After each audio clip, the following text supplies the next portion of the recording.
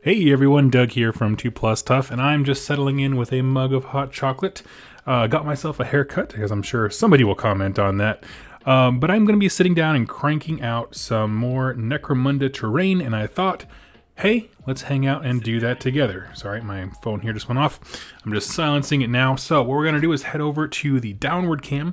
And as always, just if you have any questions or anything like that, go ahead and ask them in the chat. I'm just going to be hanging out. So let me swivel my light over and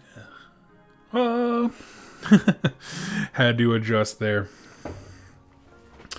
All right, so how is everyone doing tonight? Go ahead and let me know if you are doing some hobby. What are you working on tonight in the chat? So to kind of catch you up on where I've been really working hard on this Necromunda terrain. If you want to see pictures of it, go ahead and check out over on Instagram. Let me see if I can grab got some stuff to show you real quick here, just as proof of my labors. Oh, I found online that sheet that Peachy used during the Kill Team tutorials, and so how to put these, it's just normal paper, but put it on terrain to make it look like propaganda posters everywhere. But these pieces, they are coming together super well. Here we have our computers. There's one functioning one with some kind of symbol on it. And then I have two computers that have what is actually the Stormcast sequitur, like shoulder thing as a power symbol. So I'll tell you what, I'll pull these out and we'll walk through them. What I'm really trying to get into is like storytelling, like what do you call it? Environmental storytelling is the term that's often used. So yeah, make sure this is in focus. Yep. So we have our dead power station computer. Here is the accompanying one. And they kind of work in tandem. Apathy Kitten, thank you so much. You're just an incredibly generous person. Thank you. Dave Doug, this is from Necromunda, the Dark Uprising terrain. So you get 3 computer stations. You also get 3 of what is basically just a brick wall with, or not brick wall, but you know what I mean, a wall section with a coolant tank on there. And so, yeah, that's exactly what I did here. I did some cool blood splatter stuff, as if someone hit someone in the throat with a knife, and it made this nice little arcing line there. And, yeah, Connor Fitzgerald. Just a dash. Not sure if that's a question or not. Yeah, so you get a ton of terrain. So obviously I have these with my gross-looking water thing. I tried to do it in a way where each of the water canisters goes from clean to kind of dirty to super gross. So here's my clean one is the yellow, where it looks fine. Red one has a lot more rust and wear on it. Did some hazard stripes and some gunshot wounds. There's my first try at the propaganda poster there. It's good. It's just PVA glue. And then my grossest tank is like Nergal's rot is oozing out of the side of it. It's super nasty. And some more blood effects. So that's it. Now, I don't want to do like blood stains on every single thing. Because I think it loses a little bit of visual interest when it's on everything. But the point of these specific things, right, these 6 that I just showed you, is that there's a resource there that makes them interesting. So the water tanks, the computers, that kind of stuff, like things that you can interact with in a campaign game, where it could be like, opening a door or something like that. I wanted those specific things to have fun and flavorful stuff. The rest of it is like the first piece I did, this kind of like wall section. And so, yeah, that's what I'm working on now. They're through the roughest part. The roughest part for these things is the metallics. Like all the lead belcher, it's just all of the painful little bolts to throw a little splash of silver on. And so at this point, now everything goes really, really quickly. And I thought, hey, you know what? It's perfect time to crank it out. So beyond that, left in the box, there is a bunch of stairways. There's simple stuff like this little gantry looking thing, which you can like have an elevated platform with it. Stuff that'll paint up really, really fast. You know, part of what makes the other pieces of terrain take so long is that every side has to be painted to the same level, because you can turn them in different directions to make different boards. Whereas these, it's just like, we're not going to fully show the underside of this thing, right? It's really about the top. Same for stairs, that kind of stuff. So that should speed stuff up a little bit. And yeah, I'm very, very excited here. Question, Doug, how are you? I'm doing well. I am just chilling, just got off work. It seemed like a good time to just kind of hang out. So let's see, what I'm gonna do is build up the Ushabti bone. And we also have, oop, if I don't drop it, Riser Rust, and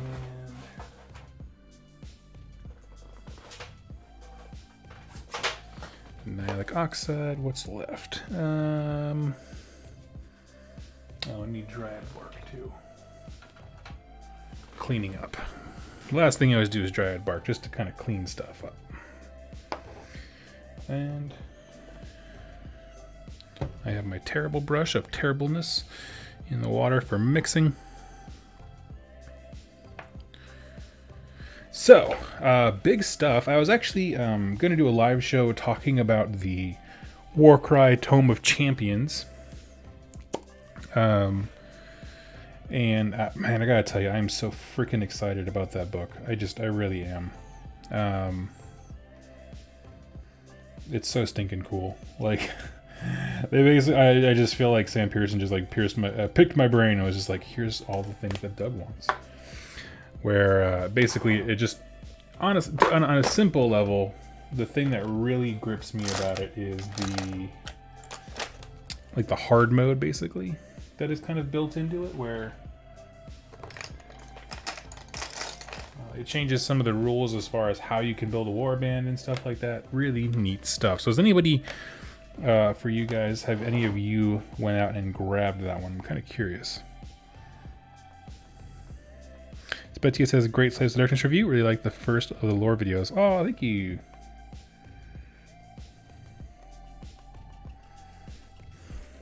So in case you're curious as to what I'm doing, basically, to get the peeling paint look that I did on these, I put down one really bad looking layer of Ushabti bone. Like, it's super thin, you can totally see streaks and things like that. And then I put a wash of Agrax Earthshade over that. And then what I do is, after that shade has dried, you go back and you stipple on. Stipple meaning you just push down and up and down and up all over again. Ushabti bone back on. So it strengthens the color and it gives it a slightly textured look, right? So it definitely looks Ushabti bony, and you can kind of clean up some of the weak, you know, the thinned out layers, that kind of stuff. But it makes it look nice and worn.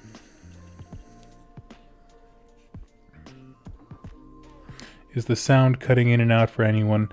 I'm looking at my sound levels right now, and the computer is saying it's doing just fine. So anyone else who's having that issue, let me know and I will investigate further.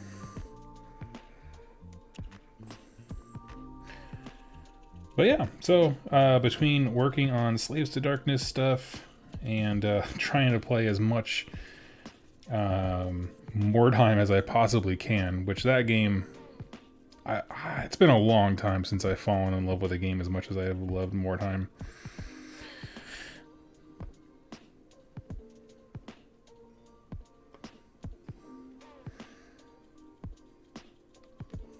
Got some tech support going on in the chat.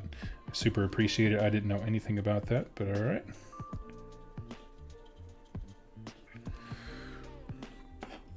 So, and this is certainly the boring, repetitive part of doing terrain. Although I gotta say, I have been, until probably this week, I have been incredibly motivated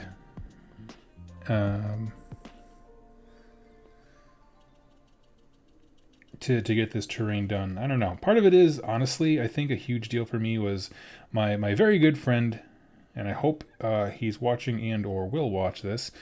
Ben is actually the one who assembled it. He was anxious to get into it, and he wanted to see the set, and so I took out the gangs, and then I packaged it right back up. So I was like, so you can feel what it's like to open the Dark Uprising set, even though you'll probably never buy it because it's ridiculously overpriced. Not overpriced, it's just expensive. It's actually really a good deal if you're just getting started in the game. Like, it had everything I needed in it, which was really cool. It just, if you already play Necromunda, you know, whatever. But pricing aside, that's a different conversation. But anyway, he was really excited to hop into the train. He volunteered to build it for me, and I'm like, dude, this is a big old task. He's like, I'm in it, put me in, coach. And I was like, okay. And, well, I can't express enough how grateful I am for that, to have good friends who compliment each other. And by that compliment, I mean that, like, I really love painting. I can do it very efficiently and quickly, and his thing is he likes building. I was like, you actually like building terrain? Never heard of it. Go ahead, take it. Be gone.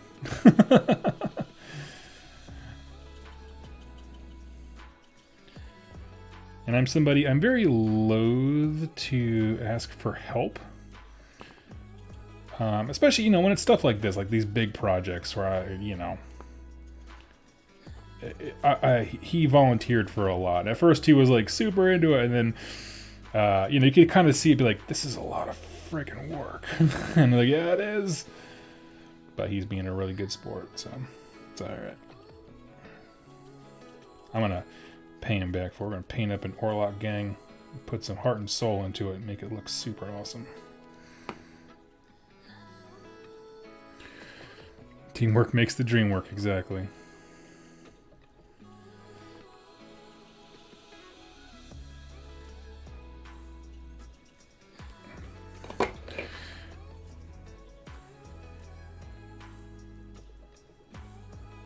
Let's see. This YouTube audio thing is not isolated. If you've noticed, some of the older videos out there, audio levels are current version with, I don't know. I've honestly never heard of that. I just need a friend who wants to put together all of my new Slaves to Darkness now. Yeah, no joke. I've been sent quite a few just like pics on Instagram or something like that of just people being like, oh my god, I'm building this while listening to your video. And you know, it's super flattering, but it's like, they got a lot of work to do. They got more work to do with that army than I have to do with making videos for it. So holy smokes.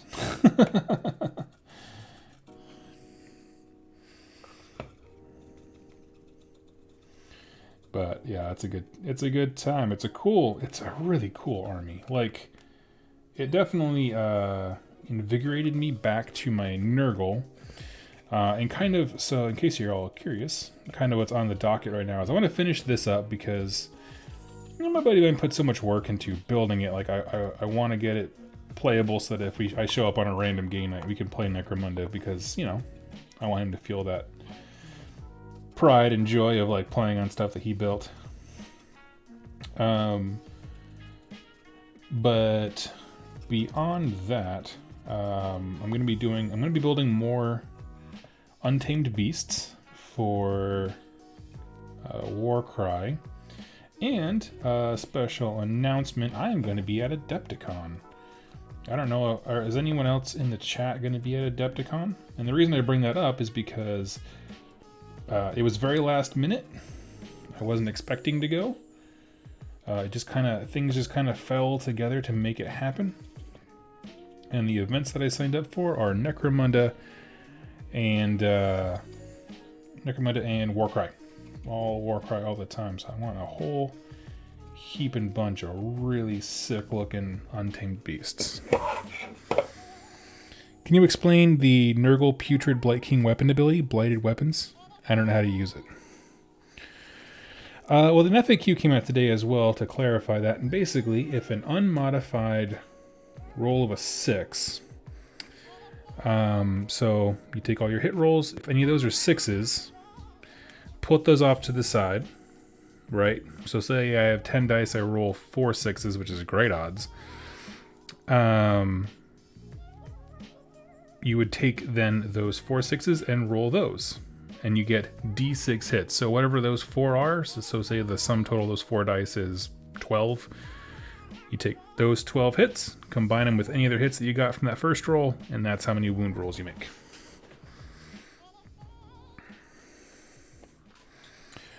Let's see.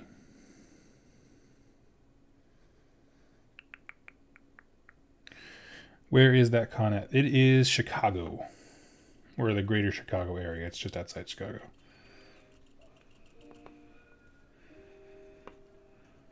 So question, so the Nergal Slaves to Darkness straight look like they're going to be our Nergal Maggotkin. Like it's Nergal with better hitting and more bodies. Am I crazy? I'm not going to lie to you. It does do Nergal better than Nergal does.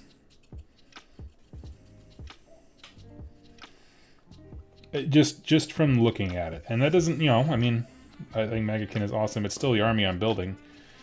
Because I think Maggotkin does offer some unique things in terms of like certainly the units, their hitting power and stuff like that. But in terms of the obscene amount of work it takes to remove a unit, you can make something equally, if not more, annoying to delete with Slaves to Darkness. And part of that's because you can ally in Maggotkin of Nergal stuff. So you ally in your Lord of Blights and make your big horde of Marauders -2 to be shot and all, or minus something to be shot, and it's just, yeah. More Nergal than Nergal.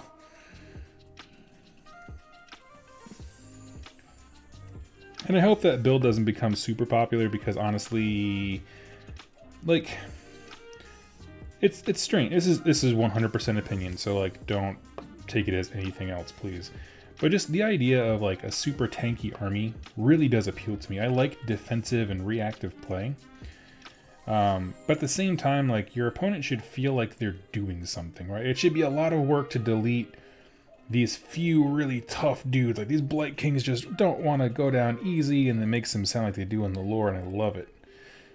I don't like that when it comes to like Marauders or Skeletons or anything like that that's supposed to just die to a stiff breeze thematically. I think Clan Rats can do pretty well. I mean, they die as efficiently as I expect them to based on the lore. But when you get to other stuff, it's like, man, like Marauders were never supposed to be immovable. They're the hordes who die first. But that's, of course, an opinion. Let's see. Miniatures Paintbrush. Picked up the Tau Supremacy Armor for less than Necromunda set. Feel bad that I feel that set is grossly overpriced because I was excited to pick it up. You can't justify the Necromunda one. It's interesting, and it's been a very divisive price point, and it's one of those ones where I think Games Workshop misunderstood who the product was for. And I feel the same way about the, what's it called? Blood of the Phoenix? Is that what it is? The Eldar one that has like Eldar and Dark Eldar kind of thing?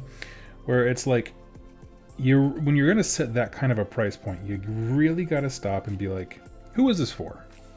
Because the Dark Uprising set is perfect for me, right? Someone who, I didn't play Necromunda, I wanted to get into the game.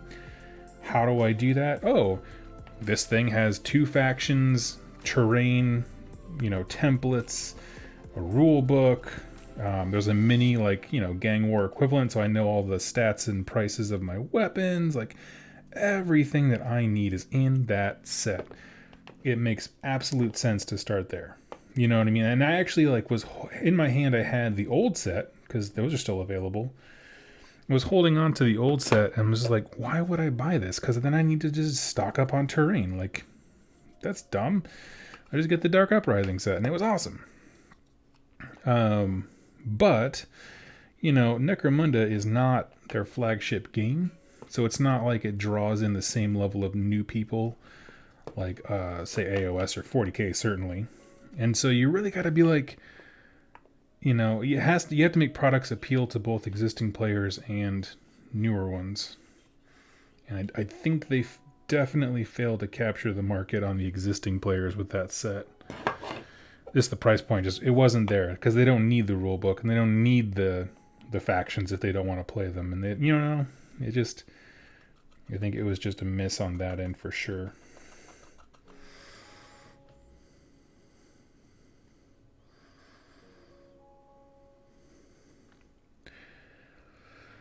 Let's see.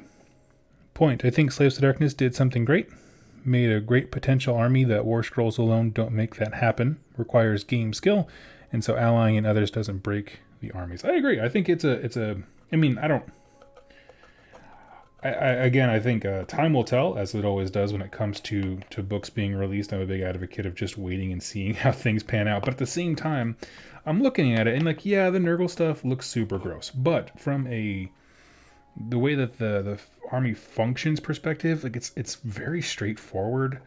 Everything's tied to allegiance abilities, so they didn't take away your toys for other armies, which was a huge deal. I don't know. I thought it was very well done. You know, I'm not sure how everything will pan out once we see that kind of thing played like in mass. You know, in terms of like, I don't just want to see Nergal. I want to see everything, right? I want to see Archaon, and I want to see all this stuff. But from the onset, without a few outliers to keep an eye on, I think it's a really cool book. It's certainly at least very interesting, right? And the only thing I wanted out of it, as I said when I was guesting on Mr. Mephisto's show, was like, I want units to be best in Slaves to Darkness. They can still be options at other places, but I want them to be the best that they can be in that book. And you know, I mean, that Nergal battalion might be really stinking good. At the same time, I'm okay with that because it makes Marauders the best Marauders that a Marauder can maraud in Slaves to Darkness, and I'm okay with that. Everything else we can fix with points, basically. But fundamentally, I think that they're a good unit in a cool army that offers a lot of diverse ways to play. And what else can you ask for, you know? Let's see. Pixel Bit. I just got into Magickin, and I was wondering if, when making an army, you can include units that you want, or do you have to follow a battalion? You can do either, or you can do both. You can have a battalion and then just some random other units. You could have your entire army be in a battalion, so making it a one drop because you can drop everything in a battalion at once. Yeah, you have all kinds of options, lots of freedom. Or you can take stuff individually and always go second. Which is not always a bad thing as long as you're playing for it. Like, for example, Cities of Sigmar is an army that its battalions are... Not that they're not great. They're just... I mean, they're not my fave in terms of, like, thematic. For me, a perfect battalion, like, is one that, like, tells a story of the forces in it. And they're very oddly specific, and it seems like a random amalgamation of units. So it's not bad. They're not bad, but they are what they are. Doug, I've loved your lore videos for a long time. Finally taking a leap into the hobby with Warcry, painting up some Untamed Beasts. Sweet! If I get these done here in a sec, I'm actually going to be painting some Untamed Beasts myself. Or building them anyway. Not painting them. Basically, the Tome of Champions has evolved my idea for a Warcry campaign. So if you don't know and you're fairly new or anything like that, I'm going to be doing a Warcry campaign on the channel where I'm going to be playing with the champion rules or like that. The hard mode, quote unquote, is what Sam Pearson called it at one point. And so I'm going to be playing with that. And so it changes the way campaigns are done just a little bit, just a smidge, making it a little bit more difficult, having some more risk and reward kind of things going on. And so I'm glad that came out before I started, but I'm going to be painting up a whole bunch of Untamed Beasts because they're going to be the characters of that saga. Hey guys, I'm a player on the French AOS ETC team. Sweet! Just want to say I'm a big fan of the channel. Thank you for everything you do. Aw, that is awesome. Michael Itali. I'll keep an eye on you, sir, and how well you do. That's awesome. Thank you for shouting out.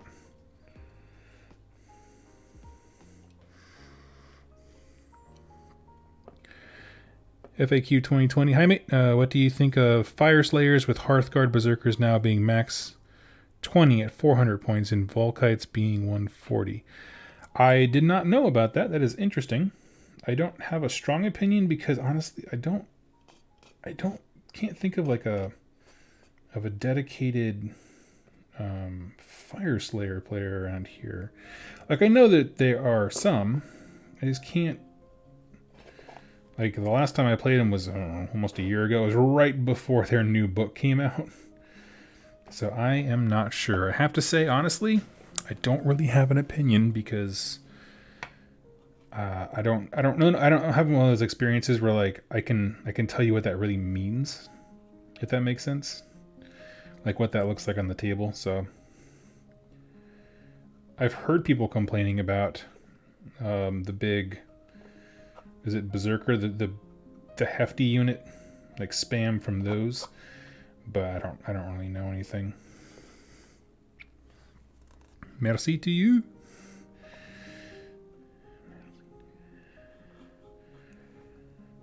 But you know, I found in life if you don't know what you're saying, it's best to just say, I don't have an opinion about that yet.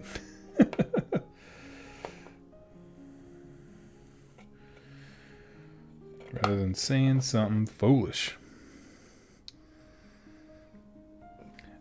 So yeah, I just got my email confirmation today. My nameplates for my Untamed Beasts are in the mail, so I'm getting very excited to start that.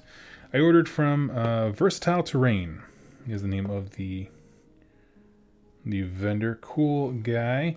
Awesome communication so far. So I'll let you know. I'm going to do a full review on them because he's sending me some early access sculpts of stuff. And I'm just very excited. Very, very excited. I've now also signed up for two Warcry events at Nova, and I'm on the waiting list for I think a third or fourth. And there's some Necromunda in there as well.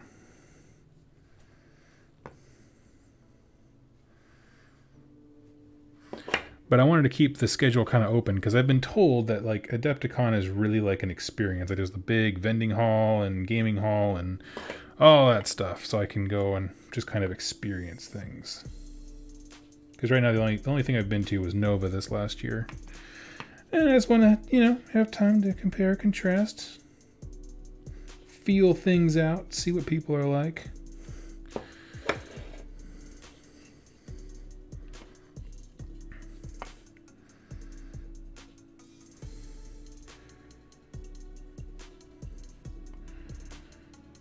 I'm just dabbing on some Nihilic Oxide, and then we'll be almost done. Almost done.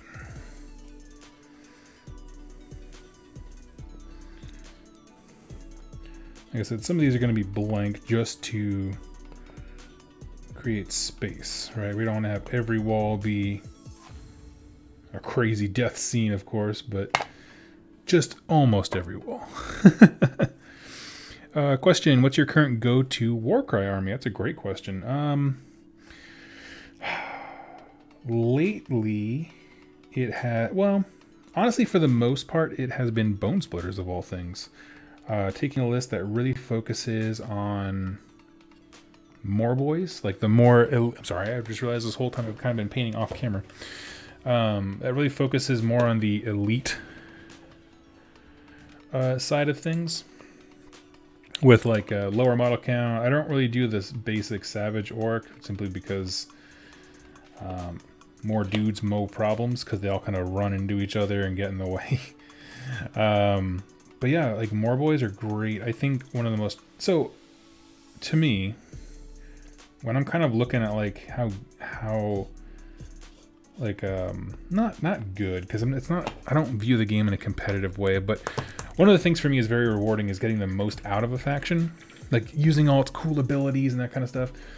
And for some reason, it just seems like the factions where the double effect, right, whatever their double is, if that's fun and easy to do and engaging, I really, really enjoy it. So the ones that are like throw a star or something like that, at your enemy and you get like a random, I don't know, attack for a double where just like on a 1 through 3 it does nothing, on a 4 it does 1 wound, on a 6 it does 3. Like that does nothing for me.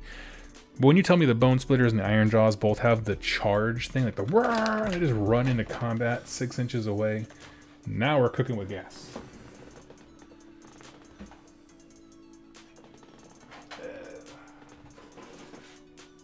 Give me a hot second, I need to grab a piece of sponge.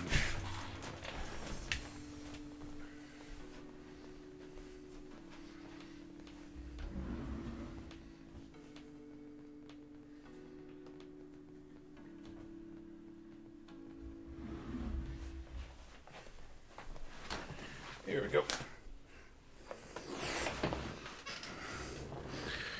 So, that's always been a big thing for me, is my double, right? The thing that is most doable in the game is that fun and engaging.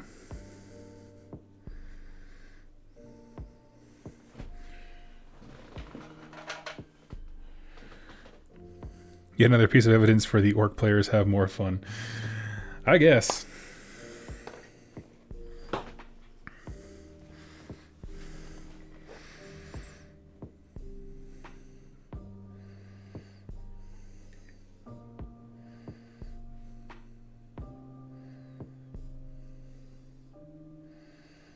Okay.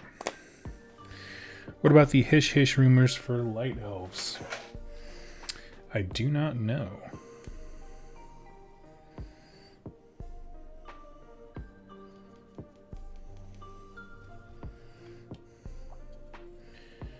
No say.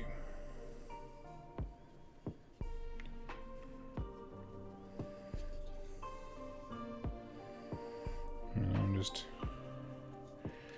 taking this, really just dabbing some of the sides. I do want it to look like this nice worn steel. All the veneer has been peeled off. Question, I've been struggling to come up with a unified chaos paint scheme.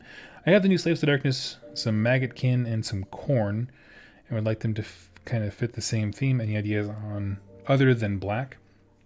Honestly, choosing a single color, which doesn't have to be black by any stretch, and having that somewhere on the models really does bring it together. So for example, like say you wanted red to be your color, right?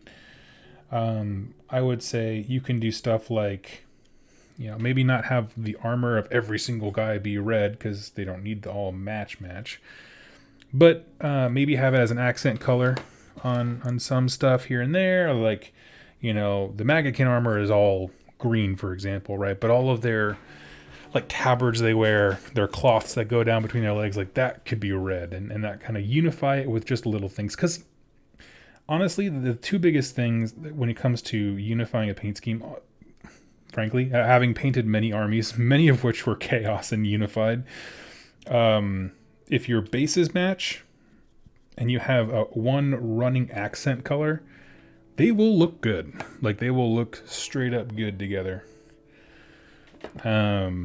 So that's what I'd say. Just decide on your color that you want to kind of unify them as. And what's really cool is that it's easier to do with colors that are not kind of, quote unquote claimed by a chaos god. Like, for example, like purple or like yellow or some stuff like that, where each faction would have some different, I don't know, reason that they would want to wear those colors. So that would certainly be my suggestion. Is just, you don't have to make every piece of armor the same, because that would certainly look very boring. Yeah, that's not true, because the black doesn't look bad at all. It looks awesome. But, I don't know. Yeah, one of the things I really like, where if you are a fan at all of 40k, which is not super required for this, but Abaddon, who is the Archeon of that universe, basically, he has a unified chaos army, and they all wear black, except the Khorne guys have like a red shoulder pad. It's just little hints at the traditional stuff. It doesn't have to be all out. So that's a very long-winded way to say match your bases and pick a color and just kind of splash it in here and there.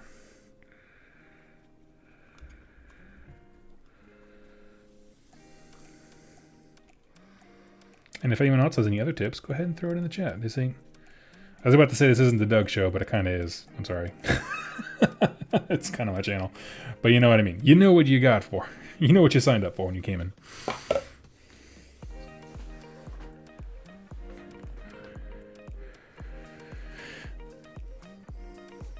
I was thinking I could base them like the Warcry board. The gray dirt rocks. Yeah, that's awesome. That's a great way to do it. And especially like, I think because I can't remember the Warcry board. Does that have snow on it? Cause that might be, I mean, that's a bold unifying thing if you do the snow for sure. Okay, so this all done. We put these colors away. Make some real estate.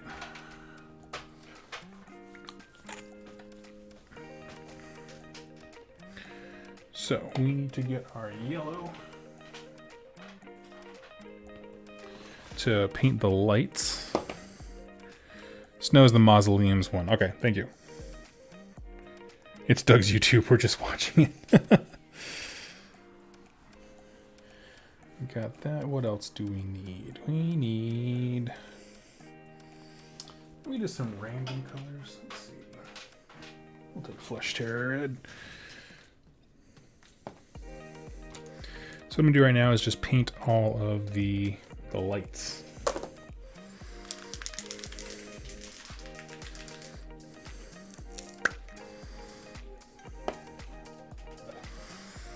All these little bar lights here. And all I'm doing, very simply, is just running Nazdrag yellow over the light, so it makes this sickly, nasty looking yellow. Because I imagine my little space of the Underhive is very poorly lit. It's a world of OSHA violations and pain. There we go. How much do you like painting off theme, like Flaming Sylvaneth? For me personally, I love painting. Well, I'm torn. I'll be honest with you, because I love the idea of saying like I have this super cool mega baller army that's based on theme. Like my my Iron Jaws right now are Dechapas, right? The blue with the checkered pattern, that kind of thing. And I like being able to say, like, you know, this is the lore as they're based on. It gets me excited whenever I read the lore about them. But then at the same time, it's like, but I could have done something cool. Right? I mean, it's not that they're not cool, but yeah, I could have done something different. Like, I don't know. I'm kind of torn. I really like both ways, both directions.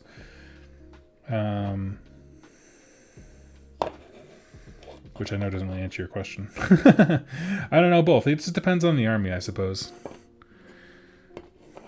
But typically I like painting to theme, like to match the lore. Although I like changing up little things, like having, like usually GW, I feel like they always have their models be very bright. I'm like, no, darken it up a little bit. Like I was surprised when they showed off Mortarion, the Death Guard guy. I was like, man, he is like neon.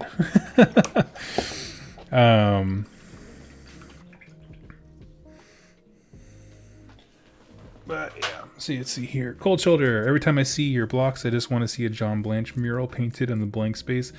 Dude, that's the goal. John Blanche is the bomb. He's my favorite. Actually, his artwork is the reason that I chose this color palette. It's what I wanted it to do. It's why it's like the stipply kind of painted on stuff rather than clean walls.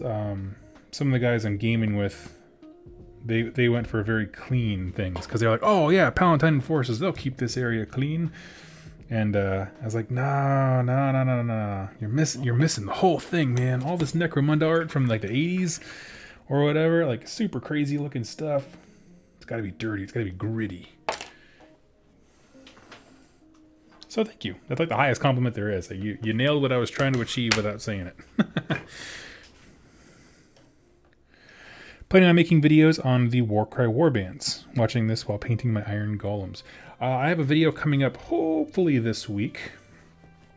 I should be working on it now, but I just needed a mental break. It was a very long day at work. This is our rough season for us. It's good. It means we're super busy and we have a lot of business, but time is dear and precious. But yes, I do. So basically, when Warcry dropped, so before Warcry dropped, let me back up even further. Whoop, whoop, whoop, whoop. I was super excited to do lore videos, kind of like how I do every once in a while for Underworlds. But I wanted to do that for Shadespire, for Underworlds, for Warcry. And then the book came out, and there was like not really a lot of storytelling in the core Warcry book. And so it kind of shot down that plan, and there's not really a lot of lore in the Slaves to Darkness book either. Like there's like a blurb, and there's lore about the new units, like the, I don't know, the Ogre Thalma dude, you know what I mean, like the big bulky new hero they got. There's all kinds of stuff in there. I'm going to talk about it, but basically I'm putting together a lore video that kind of condenses the vague stuff that we know,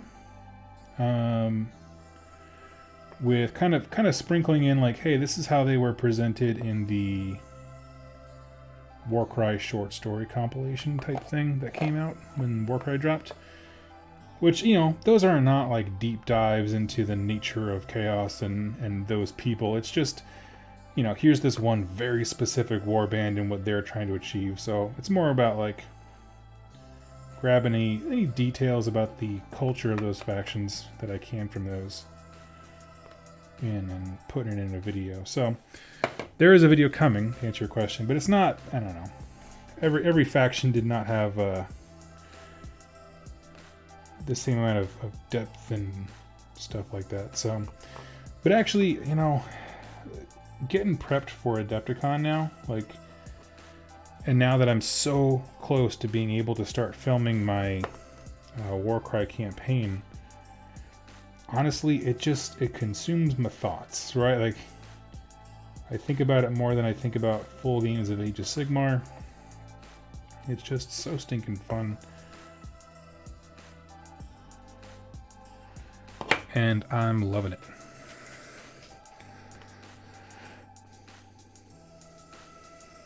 Good night, Hugh. Yeah, so it's been pretty darn fun. Question: when is season 2 Path to Glory on rerolling ones? Well, I can't spoil anything that they're going to do, but they have something very special planned for the New Year's. So go ask them. They have something that's even better. Better than Path to Glory and just as narrative.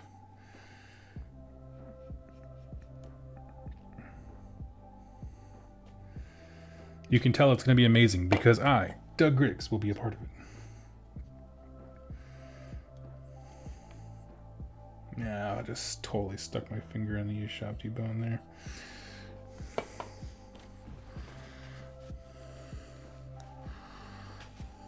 Okay.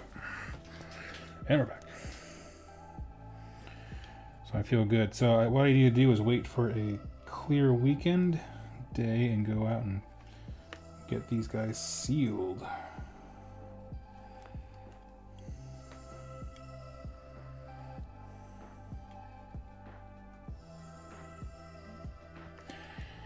Spezia, no, not Firestorm. Every time you play against Cities of Sigmar, it's constantly Firestorm, because that's all their factions are from. I'm not giving any hints, nothing like that. Don't ask. Gotta be a good friend. Yerk! Oh, the crap.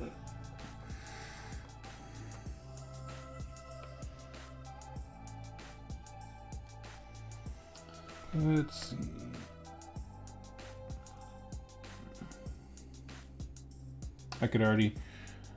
I could sense my phone getting ready to be blown up by those guys. Talk, shut up, shut the hell up. Free marketing is good friendship. Yeah, I did.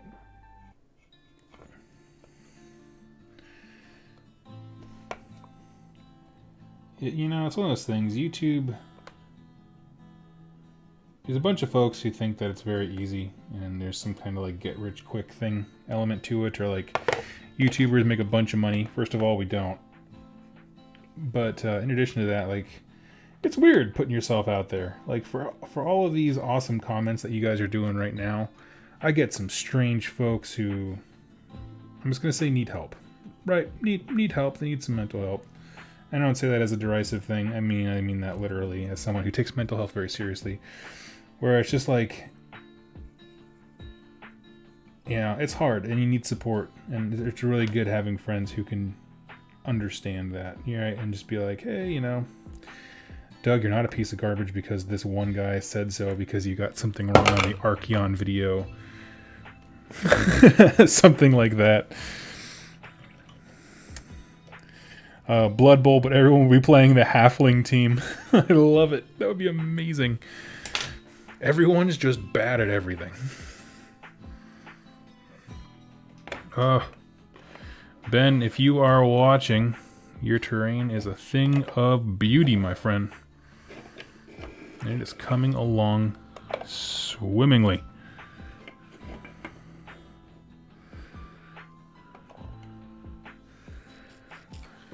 Let's see. Let me grab. What are we working on next? It's not quite done. I'm going to have, I think, half of them be blank. And then the other half... Well, I might as well do it now. Why not? Might as well. Oh, thank you, Spetsy. That's very kind of you. That's the thing. I generally don't let mean online comments get to me. It's just, you know, every once in a while there's some rough weeks. Alright, so let's have a look-see. So I already took, I'm going to move this out of the way. And we're just going to have a look at the different propaganda posters that we can use. Now, I definitely want a map.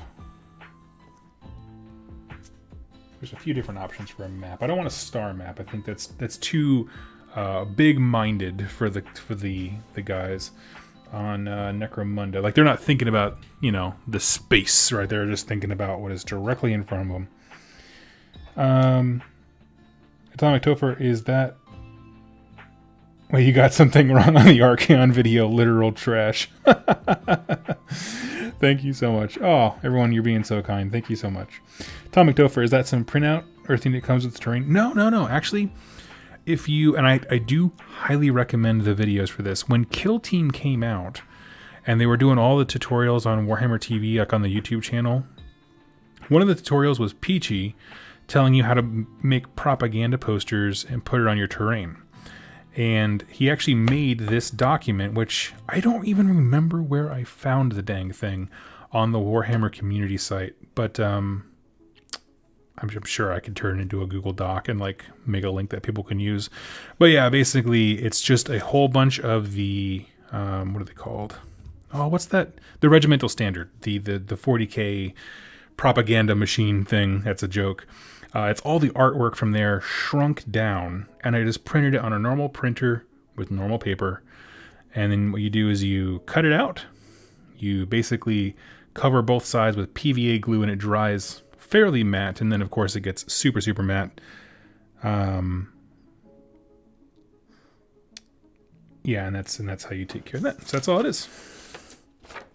So we're gonna get. The only thing is that some of these are not all the same size, so we're going to cut out a few. Actually, before I even do that, let's mark off. I want half of them to be, well, let's remove that. So basically, here's what I'm thinking. So here's what's going on my brain, and maybe you guys can help me. So, because usually when I ask stuff to the chat, I get a lot of great suggestion, so I'm going to go ahead and ask it. I don't want every side of these things to have something on it because I think that would look really busy. So I want some sides like this to just be totally blank. So the question is, do I take half of them, right? Well, let's say this, right? Do I take half of them and put something on all the sides, or do I put something on at least one side of every one of them? And that way, if I don't like it, I can just flip the side or something like that to be more of a blank side. I'm trying to think of what makes the most sense. I'm kind of thinking having some interesting side on every single piece would probably be best, and as long as it's easily rotated to hide it in case things look a little too annoying.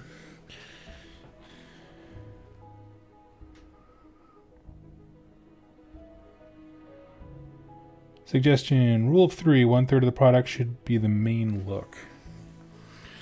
Okay. I'm gonna pull up, sorry you guys can't see it, I'm gonna pull up the box set for this because I actually only have a portion of the terrain. It wasn't 100% done when I got this. This is just what he had primed at the moment. And I was like, you just give it to me because it's going to take me longer to do that than to paint all of this stuff. So we find the Dark Uprising set. Try to figure out how much more I have to go. Because if we're talking like thirds of a product... 1, 3... I cannot tell. I'd have it with one side blank just in case. Yeah. I would leave some blank to bring attention to the parts that are on other walls. Yeah. Yeah. So there's going to be blank ones, but my question is, do I have some that are entirely blank and some that are, covered head to toe? Or do I put one thing, maybe two if I'm really feeling something, onto each one, but then always, because they're three-dimensional, so I can always have 1 to 3 blank sides, is what I'm asking.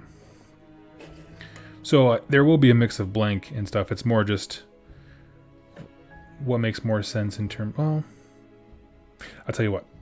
I'm going to put one thing on each piece.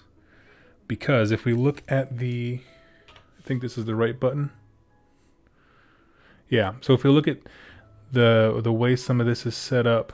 Oh wait, I just had that picture. Where'd it go?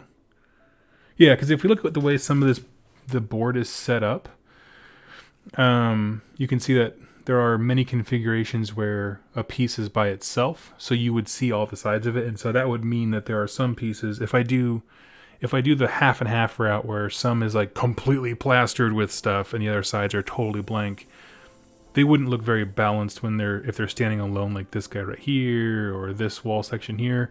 So I think what I'm going to do is just put one thing on each piece, and then I can just rotate that into the wall or something. So I think that's the plan. So let's do it. Okay, sorry, that was a little detour, but I think my policy is it's just so much easier to plan than it is to go backward. So just take a second and be like, is this what I want to do?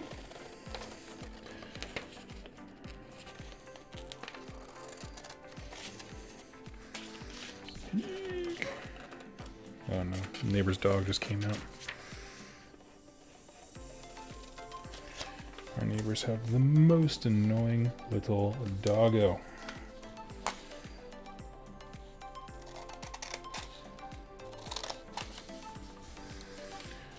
Really like being a part of your process, to be honest. Oh, well, that's super kind of you. I'm glad that my lack of knowing what looks good can be an inspiration to others, which is really what it spawns from.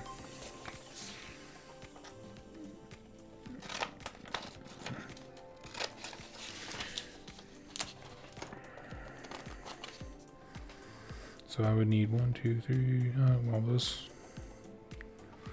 Okay, so I need at least 8 pieces. So there's 3. Let's see what we got over here. Question, seen that Nergal Blight weapons are now unmodified 6s?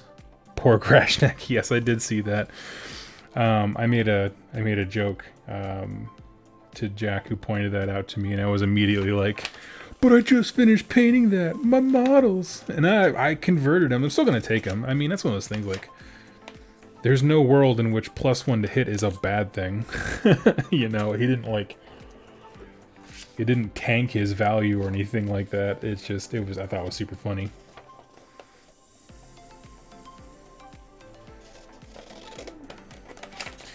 I'd rather not take him and go with the Blight Cyst, which, you know, has just gotten cheaper, which is awesome.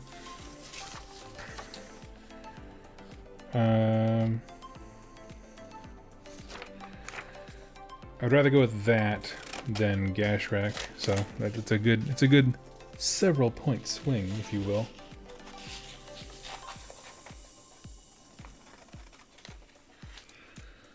Question, because slaves are called slaves to darkness, is that why Nergal is so good in the book? Because slaves are called slaves to darkness. I don't think I understand the question. Nergal's straight fire in that book, I believe. From the stuff that, like, you know, you got like people like Tom Lyons, who was already rocking Nergal stuff really hard when it back when those battalions were part of the Ever Chosen book. In the days of yore. So we know that they work. The question is, are they fun to play against? And it doesn't look so on paper, but maybe I'm just totally missing something.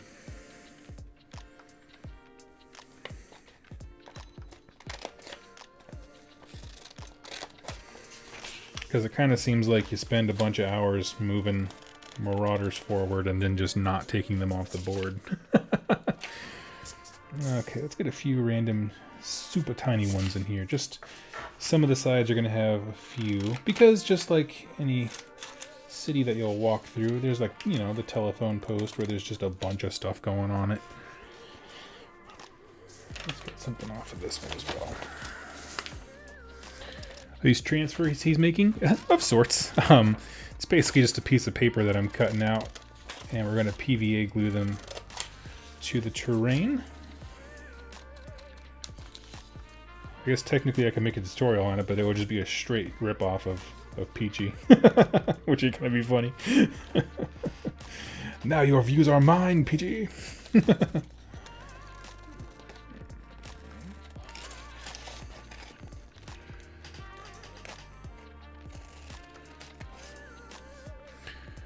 But I mean, I feel like that's what YouTube's built upon, right? It's just built upon people being like, I'm gonna steal this content and make one of my own. I feel like you either steal content or you're like, let's talk about how much avocado toast I eat, and you need to become a fashion blogger. Talk about nothing. How did you react to the war herd changes? He's been busy at work, so I do not know, to be honest with you. I'm gonna be super honest with you. I have not looked at most of the changes. The champion of our local group chat is Brent, who is very on the ball when it came to changes. So I wouldn't even know about the Nergal one if it wasn't for him.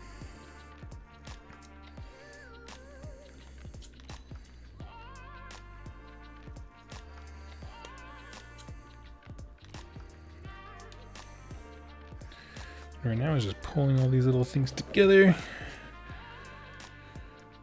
Waiting for my winter Slanesh update. Yeah.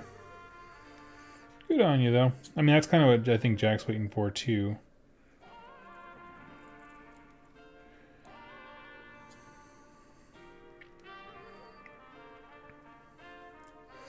I shared a summary link in the Discord. Oh, thank you very much.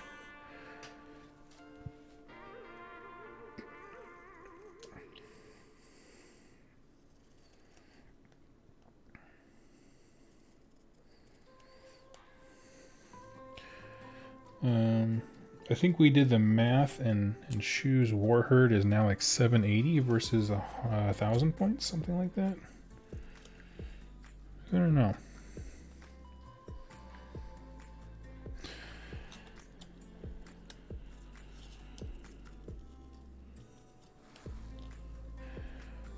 Bulgor still aren't great as Battalion because they can't play the objectives game very well.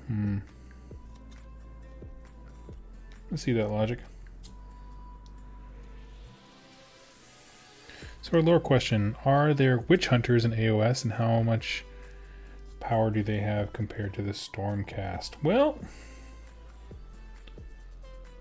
I haven't finished reading this series yet, but I believe there's a Cowls and Toll book series that focuses on someone like purging out heretical views. So they exist. I don't really think that they are a supported model range, which is a real shame. I would love an army of witch hunters. My goodness, that'd be so stinking cool.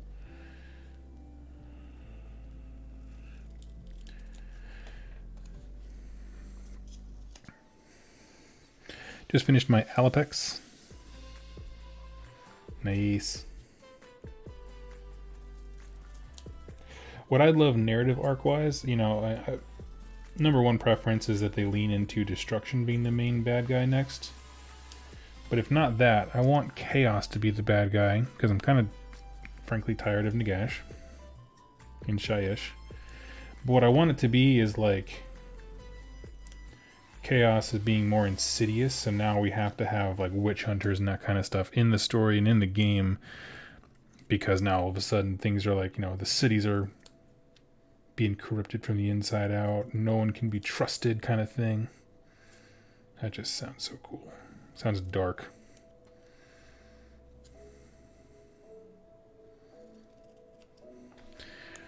Tzeentch is coming. Yep, you are correct. Tzeentch is in fact coming. And that's the thing where I don't know, I want them to lean into the lore of Tzeentch, because that's actually one of the criticisms I had of that book, is that there's a really compelling story about like the cities being infected from the inside out, and all their scholars are like, you know, falling away to these crazy thoughts as Tzeentch pulls them in deeper and deeper into his trap. But then on the tabletop, it's just like, oh, here's a bunch of demons, and here's a bunch of magic users, and there's some Zangor stuff. It's like, well, the Acolytes should be amazeballs. Like, they're like, you know, the mortal champions. You just don't see them. And they don't have any sort of cult ambush type thing that you'd expect based on their lore. I don't know. Just a lot of very strange decisions.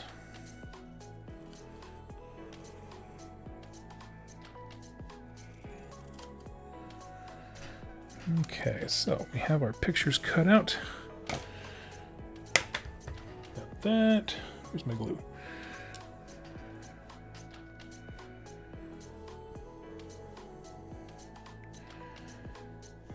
Let's see. Gorjak did a raid on a storm vault successfully. He has some ancient weapon. Yes, it's a giant, like, god beast's ram style head. And he's about to smash his way through, I think it's the gates of the city of Celsius, I believe.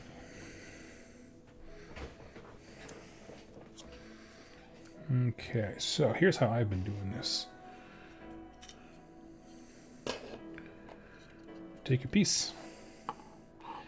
Peachy had you put the stuff on the paper first, but not I.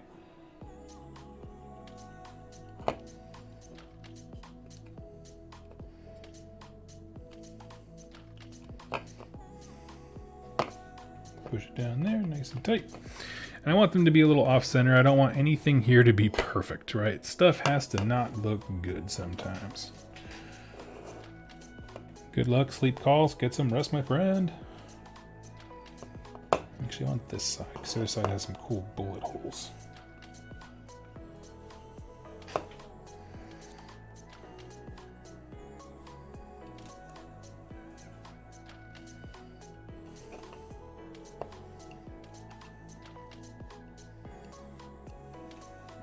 Go.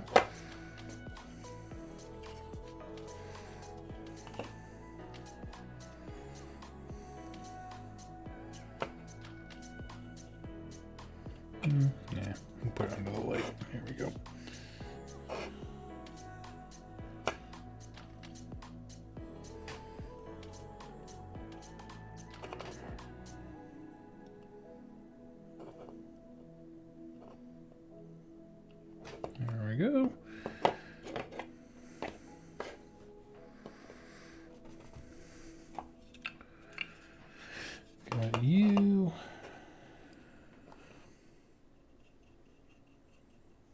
Now it does leave like a semi-gloss finish. It's not truly glossy, it just has a little bit of a finish to it.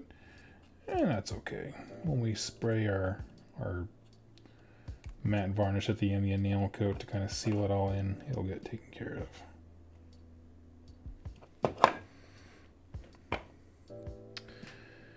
What's next? You. And put something on these little side things here.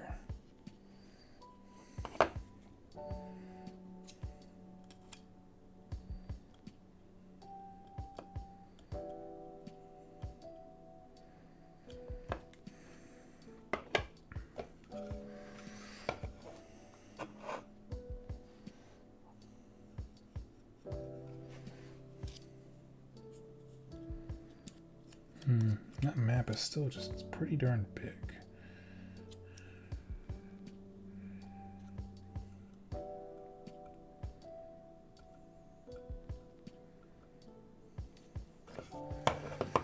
Okay, and then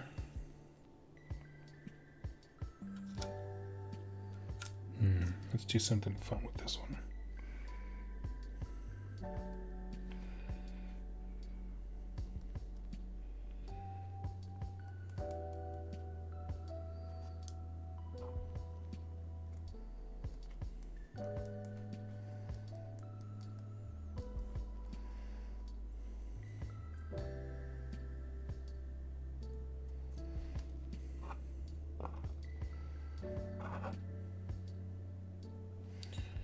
This is going to be our weird, crazy one.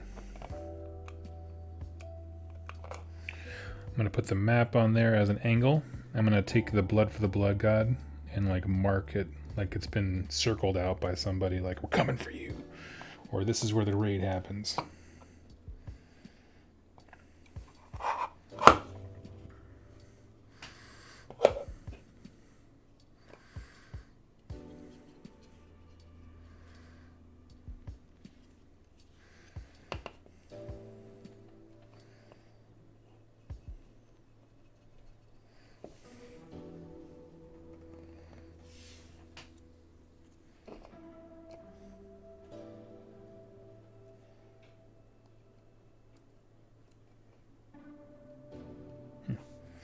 Forgive my silence, that's had a paintbrush in my mouth.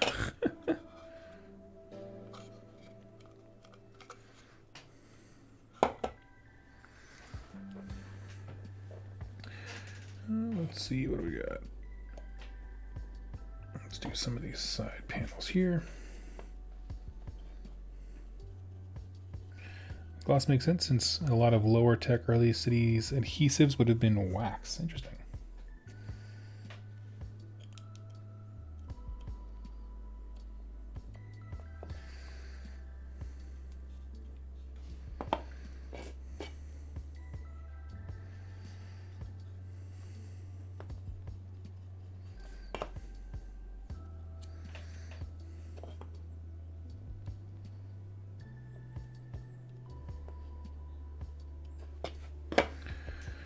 And what else we got?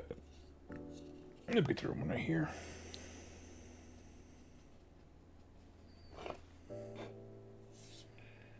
Yeah, I think this is coming together pretty stinking well.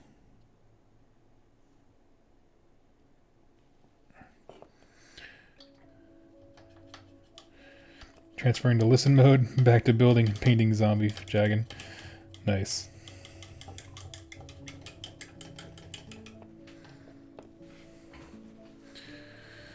Well, this is coming together pretty darn well, I think.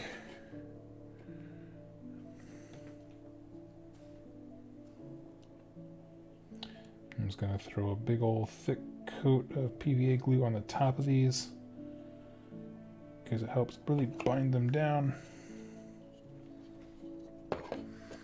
Cool, so that piece is donezo.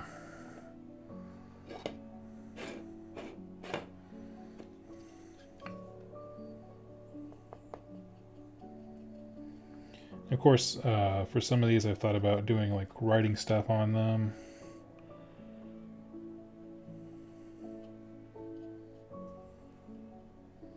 Haven't quite decided what to write on them, but can always do that later.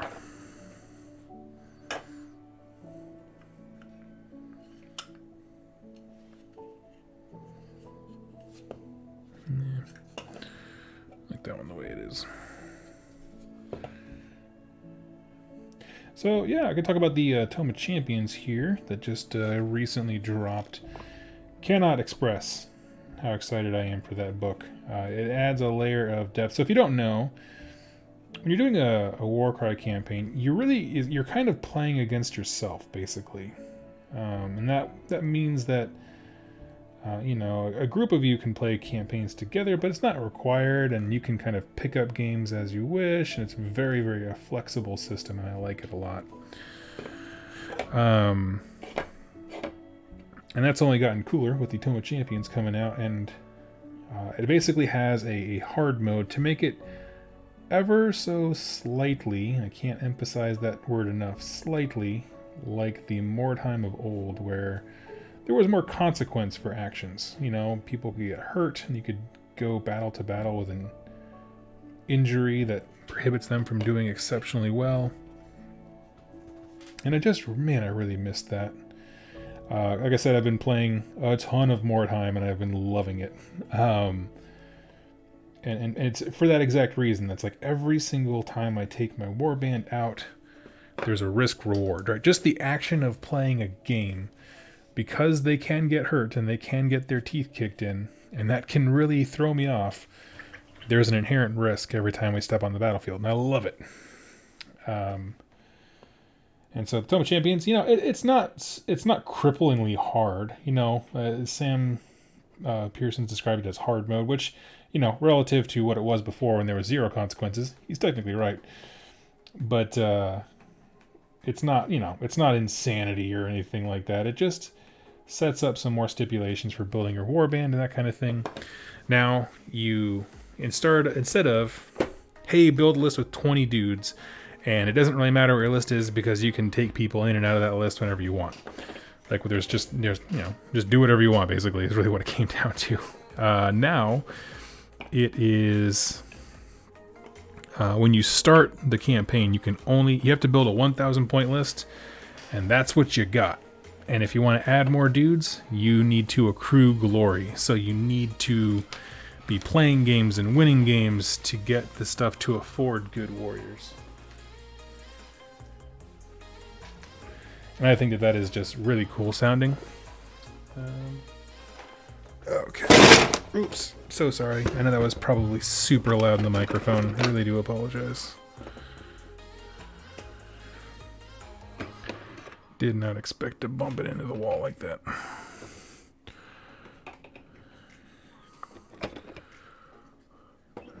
Let's see. Just pulling out.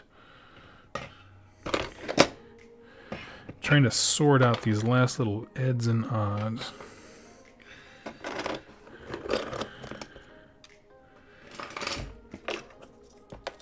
Alright, so we're in the home stretch. I know there's more coming from Ben, but this is looking...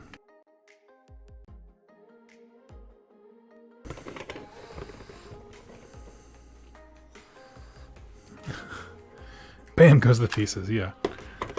Basically, I'm losing it right now. Packing this stuff up with all these microphones and junk in my way is not easy. Just trying to make some room for my arms and junk.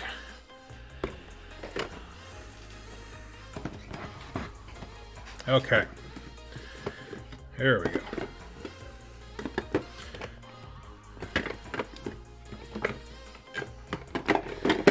And now they're all safely tucked away from me dropping them. And more importantly, so that they can be sealed before I use them. So this is what we're working with now. We got 2 big doors, 2 small doors, a bunch of these little divider barricade things. And what is this? 2 sets of stairs and 2 platform things. So I think what I'll do is I'll just break these up into like sections. And this is kind of how I always work through large projects or projects with multiple parts, whether it's like different units in an army, that kind of thing, is just really just breaking things up into smaller, more doable chunks. That's how you keep yourself sane. So I got our doors there. These two lights, which I don't actually know what they're from, but I got them in a trade forever ago. So whatever, we'll use them. And a bunch of these things. Now, I will be honest, for these, I'm not going to do a ton of work, right? Like these are meant to be just like shredded off pieces of metal. So they're probably going to be largely lead belcher. Just the interior I'm going to make different colors. But I'm still going to do them like I did the others, where it's a worn color. You know, it's all worn out and nasty and gnarly. So we will start there. Let's break them into some different colors. So more help from the chat, since you all seem to enjoy that. This is how my terrain looks, okay? Where if we rewind time to when this was a new, pristine, state-of-the-art place, it was the place to be. It would have been this nice, fancy-looking beige and this great outline of like a different tones of brown, like an oak color type thing. And of course, time has made it look like rotten hell, which is exactly what it looks like now. So the question is, what colors would have gone with this when it was in its prime, right? What colors are like a good accent color? Because we want these things to look like they're ripped off, shredded bits of this old stuff. So we need to know what colors we're going to use to make them look old. And so I'm thinking things, not quite pastels. I think a few should be yellow.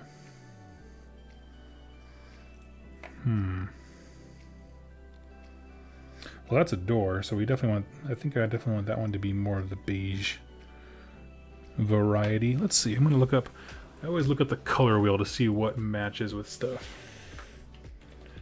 Color wheel.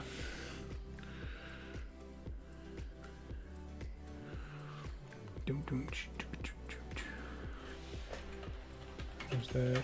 Go with beige.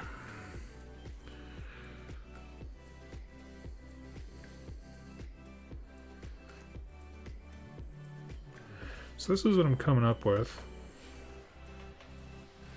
where, like, if we look at this, the slate tile here, that'd be like a good Thunderhawk blue. I definitely have that color. I could do any of these. I think that looks fancy. Fancy enough, these colors right here on the right. And that's definitely my Ushabti bone. And the brown that it would have been back in time, right, when it was brand new. And so that kind of teal, the kind of off red, you know, orangey type thing. I think that's doable. What do you guys think? I'll leave it up there for a hot second.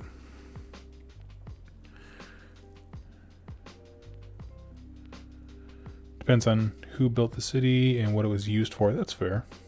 I guess I don't really have a specific, like, backstory to it. I just want it to look very lived in, right? So maybe a residential district. I mean, these are the colors I mean, there are certainly apartments in my area that look like that. So I think those three colors, right? The tealish, the reddish, and then that kind of slate blue.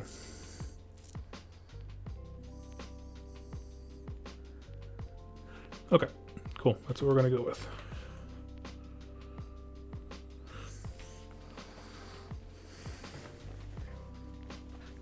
So let's get our colors here. Let's divide up what's going to be what color. So, kind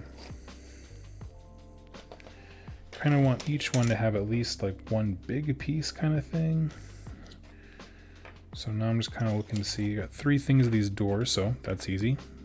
One set of each color. We have, oh, okay. So it kind of works out that there's like specifically, perfect. Okay, so we have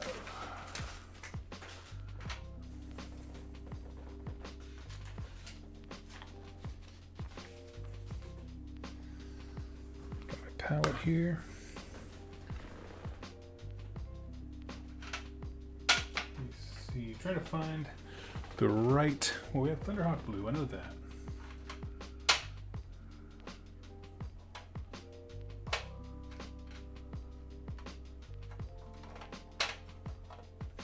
If I can find it. Thunderhawk blue. You know, the other one's the teal and the reddish. Let's do that.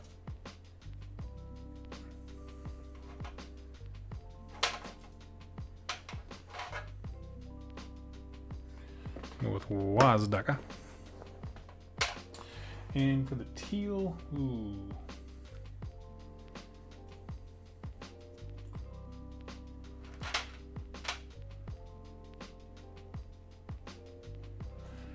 We'll go with this. I'm going to do a base layer of Thousand Suns and then build it up with Temple Guard. I think that's the plan.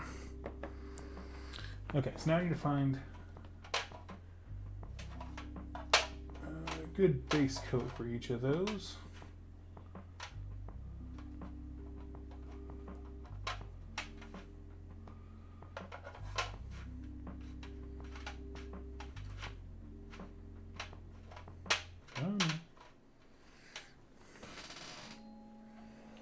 Haldor Sky, that's not what I want.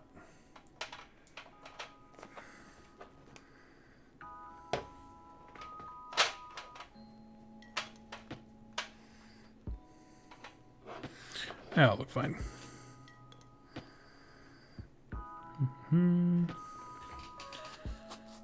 Actually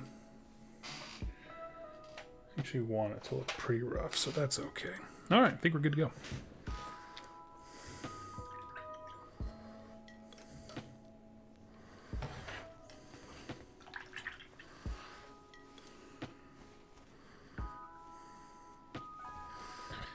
And let's start off. Let me grab my crappy brush of crappiness.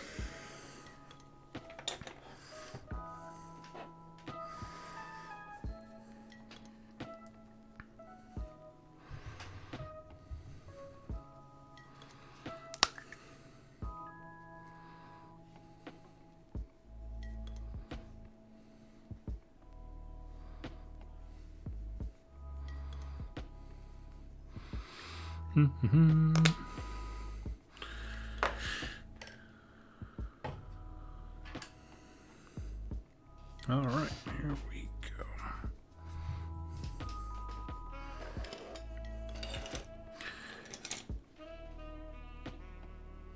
It doesn't look like Nergal. Hey, I told you I was going to get this stuff done.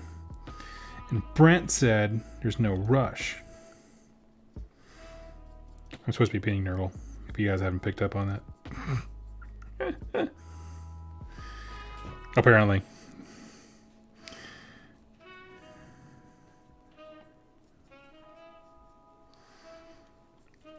Jack said I have till next year to paint Nergal, and I was like, you mean 2 weeks?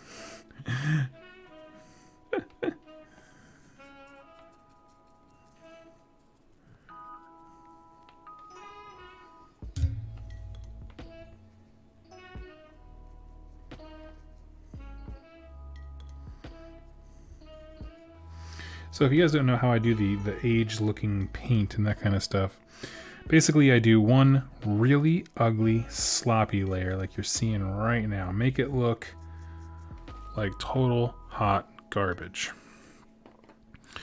And then you do a wash of, say, like Agrax Earthshade or something like that. And then you stipple that same color back on over it to build it back up. And that's how everything looks like paint chipped and gnarled. I think it worked out pretty well. I'm happy with the way my walls have come out. And I tried it with other colors too to make sure it wasn't just a new Shopty thing. That's actually how I did all the water barrels on the sides of those squares that have it.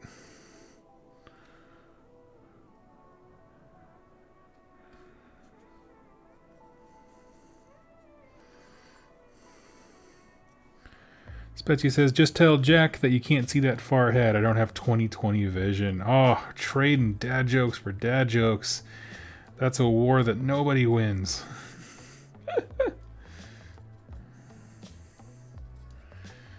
I'm being really sloppy because I don't care. I'm going to go back over and clean everything up.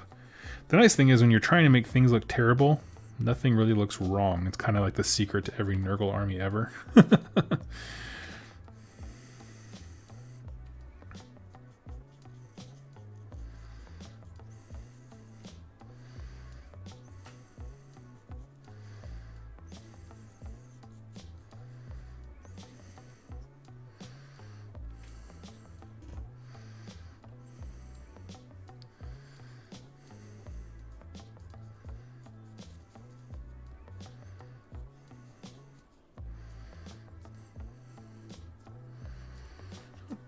The other panel B made of metal. Sweet.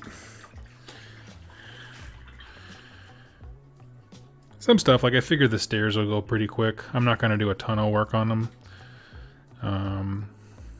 It's a lot of, like how I did the dabbing with a sponge on with lead belcher and that kind of stuff. For those, I'll do something very similar for most of that, just because it doesn't need, I don't know, there's not going to be as much stuff on the surfaces, and it doesn't seem like it really needs it.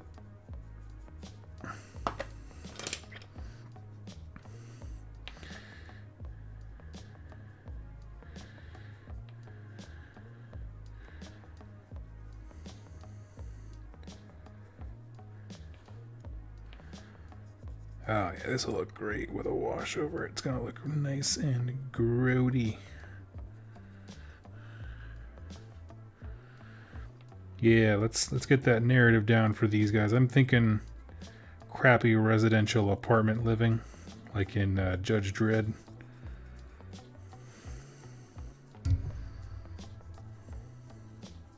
Or I guess just Dredd, yeah.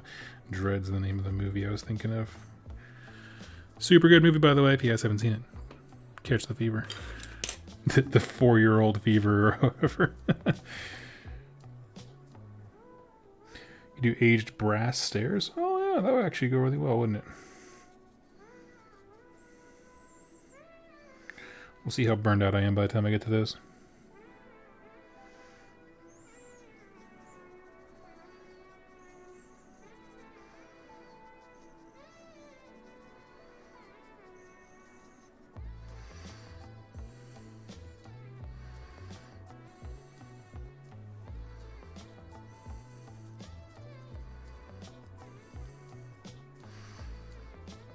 War against the landlord.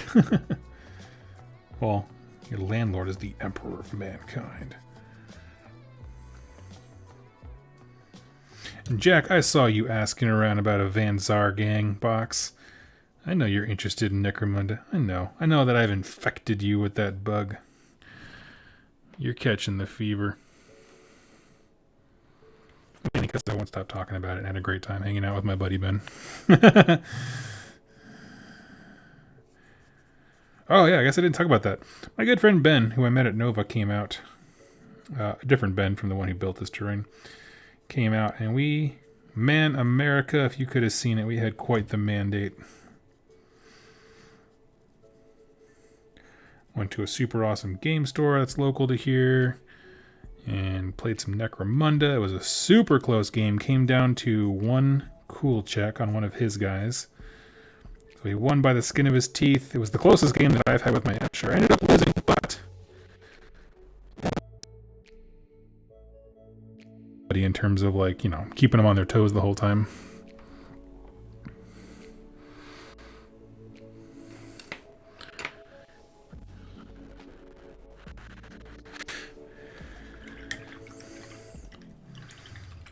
Just got my first game with Escher. Sweet, that's what I got. Really do like him.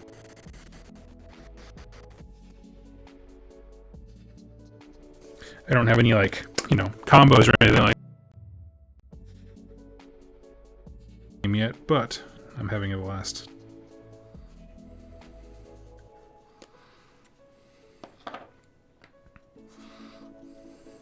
It's one of those things, like, I used to think like, I don't want to play that game because the rules are too complicated, right? There's just so many rules, and it's true, there are far more rules, you know, with the universal special rules and the weapon profiles and that kind of stuff than, say, like, you know, normal AOS. And certainly more than Warcry. But what I find that makes that totally doable and bearable is the fact that there's very few models on the table. right? Generally speaking, like my gangs that I make are usually about 8 models. And so, you know, what seems like you're drinking from a fountain rules wise is really just, you know, just learn what your 8 people do. And then ask what your opponent, what their, you know, however many people do. And you just play from there and you figure it out. So it has not been nearly as overwhelming as I had feared it might be. Your mic sounds like it was peaking. Yeah, it's kind of in my way tonight. So I'm just being a dunce and bouncing into it by accident.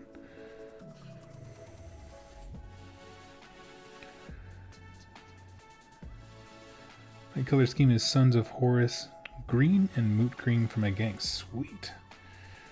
I went very classic with my Escher with the yellow. I've always wanted an army or a faction that's yellow, but I just don't have the stones in me to paint an Imperial Fists army. I just don't play 40k enough. That's the thing, as I was looking at, there's someone who had a super deal on some of the Winter Battle Force boxes, and I was like, took a good long stare at the Chaos one, and I was just like, but I don't play it. Like, I don't play it enough. So, and it's like, well, if I buy this, I'll want to play it. So before I buy it, let's ask myself this question. Do you want to play this game? And I was like, not really.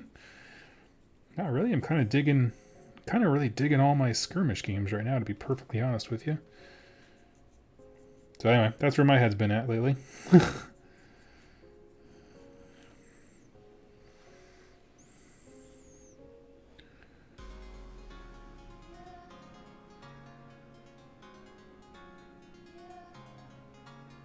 Yeah, getting some sound issues. Let me take a check out. Bum bum. Is that better? Testing 1 2 3 1 2 3.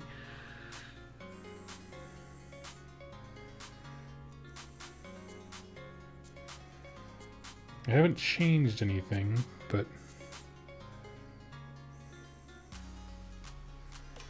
I did bump it. That could cause a little boom.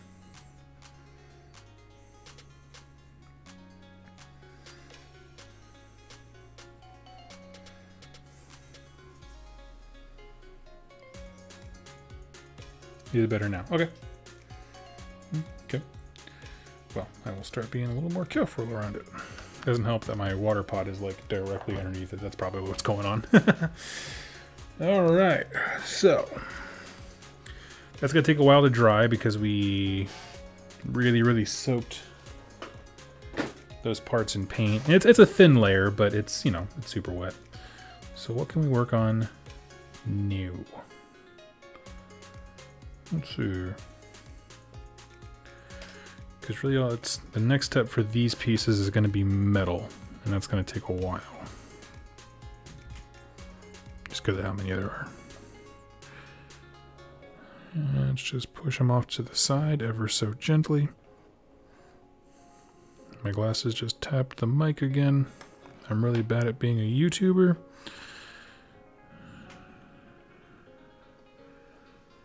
Alright. Any plans for tiny jets? Oh, Aeronautica?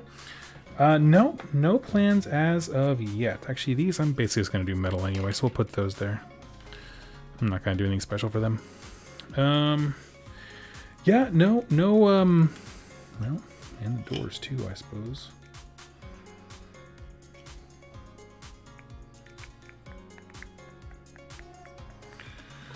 Okay, all these things need metal. That's going to be the next big project part. No, I haven't really thought about it. It's just not a game that appeals to me. Like, I played X-Wing for quite a while. I don't know. I think I kind of got my tiny plane obsession out of my system with that, where I was just like, I'm kind of done with the tiny planes.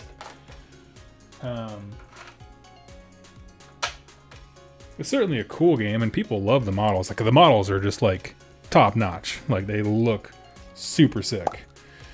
The Grot Bomber in specific, just like you pointed out, yeah, it looks amazing. It just, I don't know.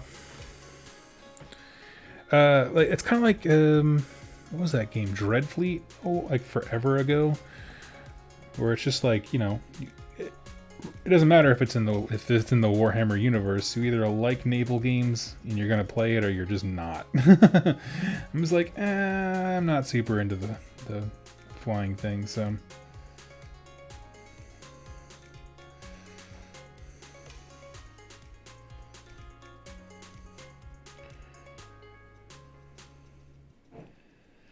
Here we go. We're just throwing down. Basically, I can get these little shutters done before anything else, which is nice.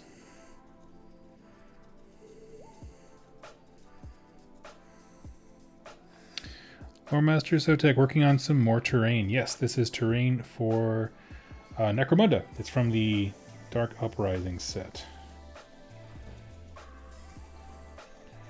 Making some pretty good progress. I actually was having trouble getting motivated to paint tonight. I was like, you know what? Time goes by a lot faster when I'm chatting with people, so flip the camera on. Because it was either be productive or sit there and play more time for many, many hours. And feel bad about it tomorrow.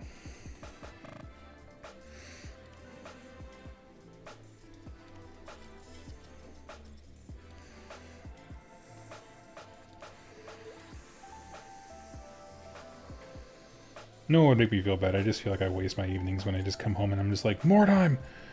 Which is exactly how I've been lately. I'm just like, that's all I want to do anymore. Is just play more time. I just... but I always feel dumb. Like, I always feel like a loser when I'm just like, guys, have you heard about this incredible new game? And then I look at the age of it, and it's like, oh, it's been out for 5 years. Nobody's talking about this anymore, Doug. That was so last year. You know, where I'm just like, oh man, but I just discovered it.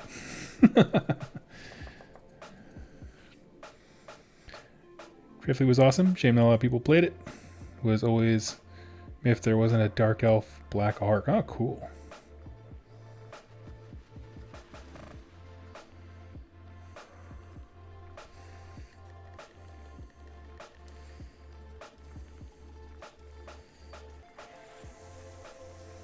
Wish More Time developer were still releasing content for the game. Yeah, me too. Me too. But I hear they're working on Necromunda now, and I am so jazzed about that. Because if they make it half as good, I'm done for. So let's see, we can get these done. What else can we add rust to? Let's throw some rust on these stairs, yo. Certainly on the handrails.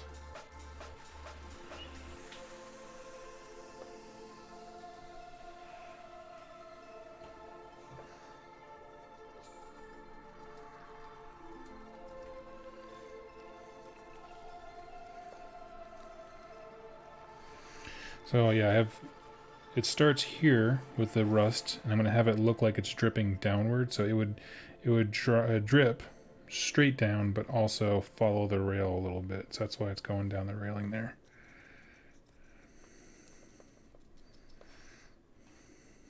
That's my logic anyway. That's how I think water works. Let's see.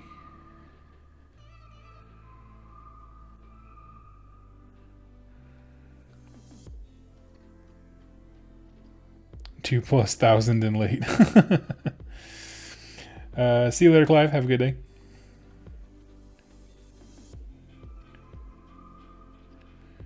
Ooh, a Gauntlet style game would be cool. Have I seen Man o' War Corsair? No, I've never heard of it. Is it cool? Is it worth checking out?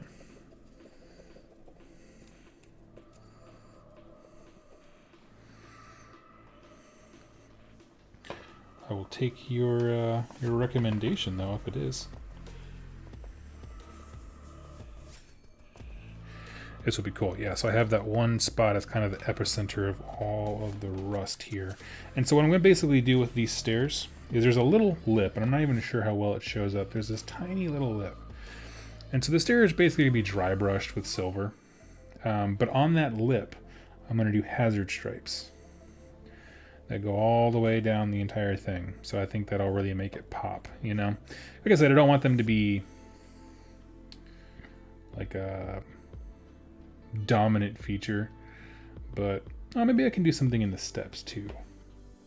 I'll do that. I'll do something in the steps too. We'll make it fancy. Okay, so we got those stairs done. Let's throw those here. Let's get these stairs.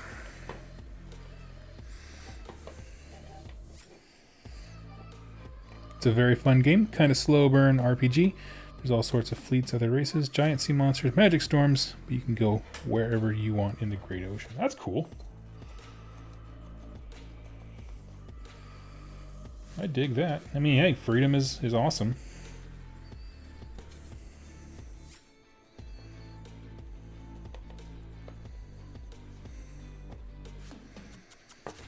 Player agency tends to be an important / really cool thing in most games, anyway. But yes, I have been enjoying Mordheim quite a bit. It's been rather all-consuming, if I'm totally honest with you. Mainly because I'm bad at every faction that I try, except for Sisters of Sigmar. It's just the only one that I can make happen. And so I'm like, okay, well, let's just lean into that and play a bunch of those.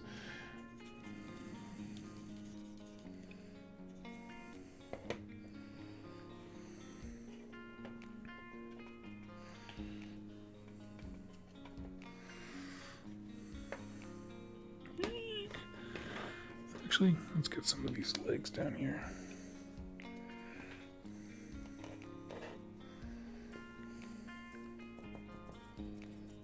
I don't want this side to look too blank.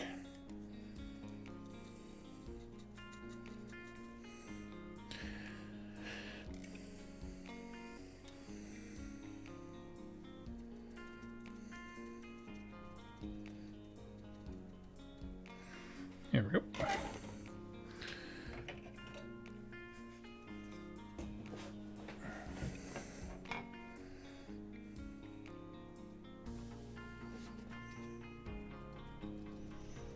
This will just be a big rusted grate.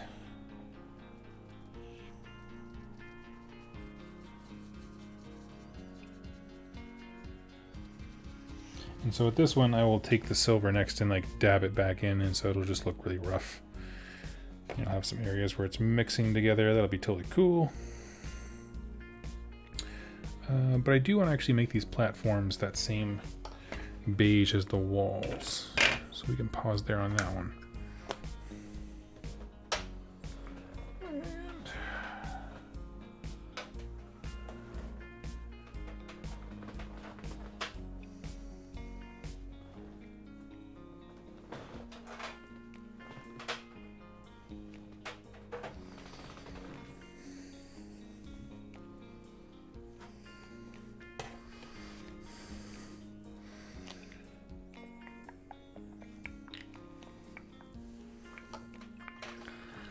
Best part of Man of War is you can be whatever you want.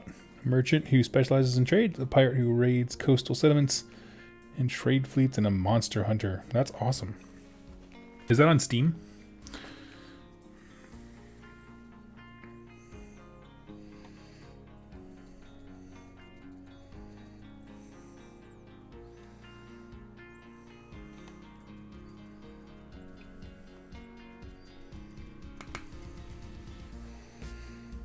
It's so strange I haven't heard about it. You know, it's not so strange I haven't heard of it. I just discovered Mordheim, 4-year-old game, so, you know. That's just the thing, is I'm so behind when it comes to video games. And all the times that I've tried to like be up to date with GW's use of their intellectual property, I tend to be disappointed. Like that stupid Age of Sigmar mobile game that was just like AOS characters grafted onto a terrible mobile game like that's made for children. I don't know. I didn't care for it. I shouldn't say made for children. It's I've seen people enjoy it. That's fine, but it's not like a compelling thing to get you into the universe of Age of Sigmar, right? No one's gonna play that and be like, "Oh my god, what's a Stormcast Eternal?"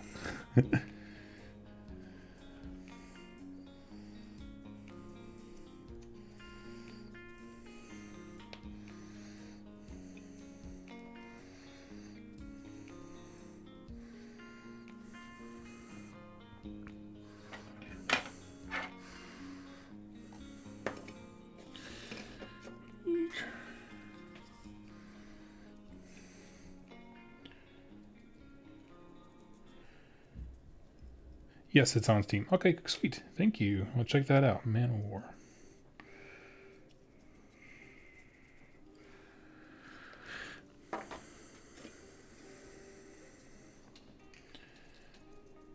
Is it turn-based, or is it more like, I don't know, open exploration type stuff? No big deal. I can go check it out myself. And you can play as one of the Chaos factions. So get a flying fortress ship under Zinch, skull-faced battering ram ship under Khorne. That sounds awesome.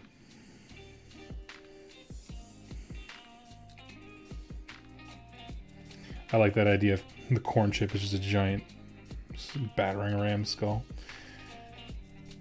Just try to imagine some like mythical giant goat being like, they said it could be anything, so I became a boat.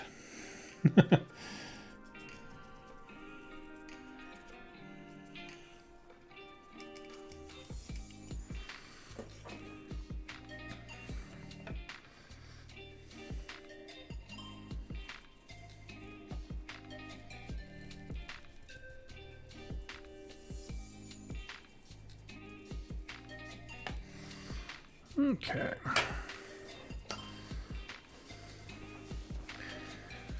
All right.